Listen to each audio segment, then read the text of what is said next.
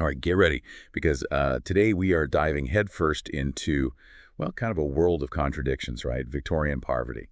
Hmm. And we're going way beyond those like romanticized images, Yeah. like the top hats and the fancy balls. Yeah. We're going to uncover what life was really like. For those, well, the less fortunate during Queen Victoria's reign, think less Oliver Twist and more, the nitty-gritty reality. It is fascinating, though, isn't it, how we tend to kind of romanticize the past? Yeah. But then when you dig deeper, especially into the lives of the Victorian poor, a very different picture emerges. That's exactly what we're going to do today, right? We've got these excerpts from a historical text that just like dives right into the heart of it all. Victorian poverty. It covers everything from living conditions to the social challenges. Yeah, and what's particularly interesting, at least to me, is this juxtaposition of, innovation and hardship. Like, this era was booming with groundbreaking inventions. Like, think about the telegraph, think about steam trains. Right. Yet a huge chunk of the population was really struggling just to get by. Okay, let's unpack that for a second.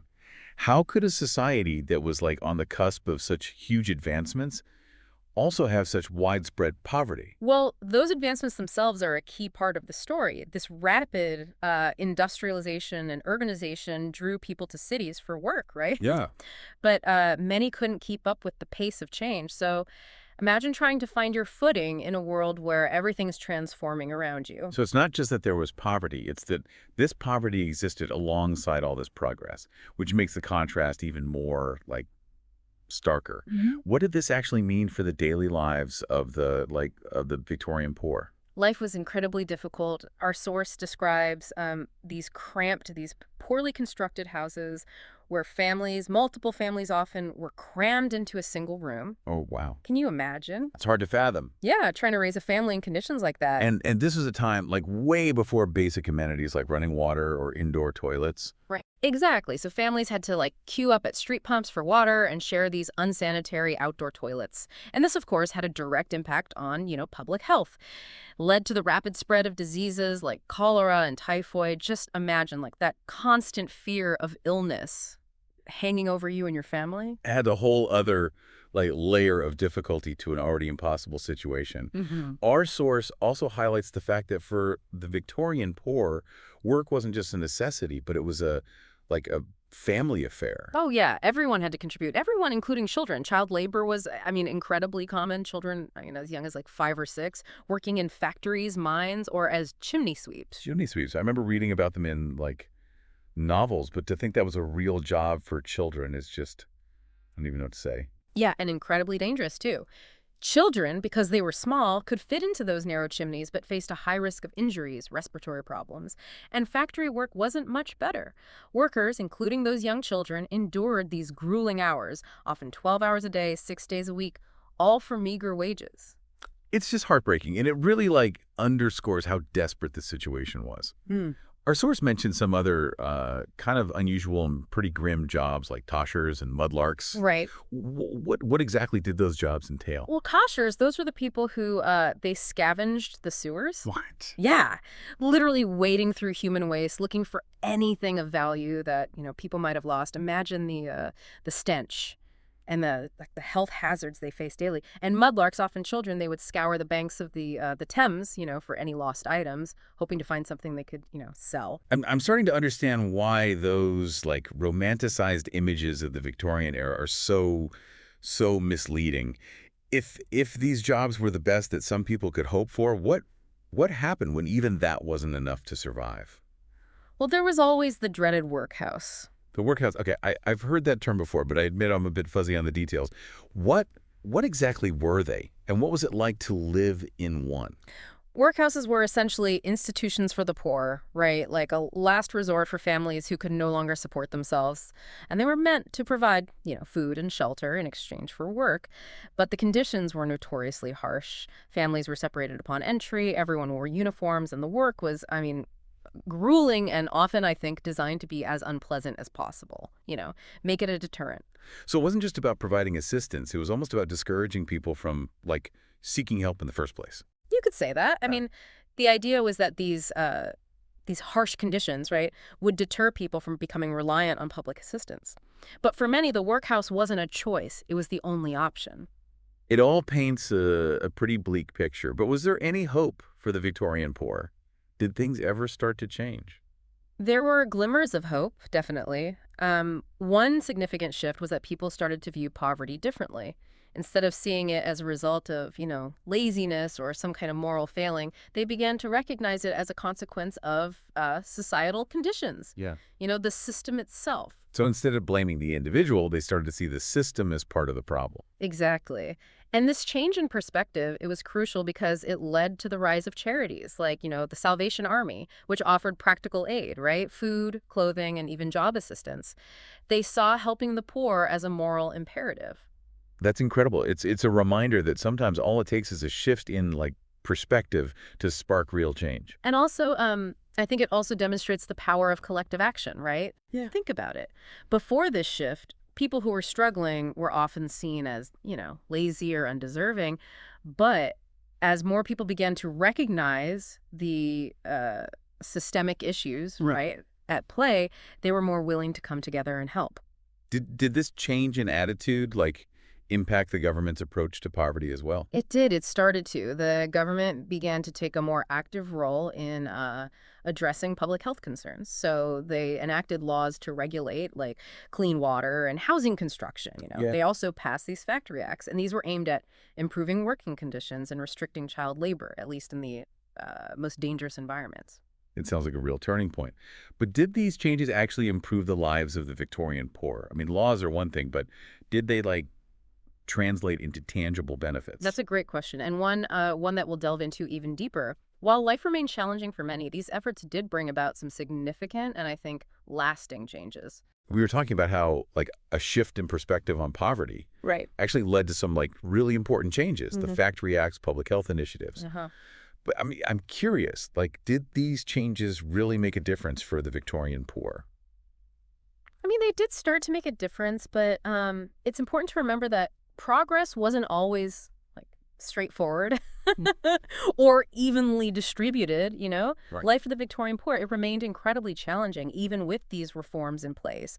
One thing our source really highlights is this stark contrast that just persisted between, the wealthy elite and the impoverished masses. It's almost like two completely different worlds existing side by side. Hmm. On one hand, you have the opulence and the grandeur that we often associate with the Victorian era, right? Right. And on the other, you have people just struggling to survive. Exactly. And that disparity in, wealth and living conditions, it was a major source of social tension. And I think it contributed to a rise in crime, actually. Our source does mention that crime was a significant problem, particularly in the cities. What kinds of crimes were most common? Well, poverty often drove people to really desperate measures, right? Yeah. So theft, pickpocketing, they were rampant, especially among children. Kids. Oh, yeah. Children were often forced to contribute to their family survival. I mean, can you imagine the pressure those children must have felt, knowing that their family's well-being depended on them resorting to crime?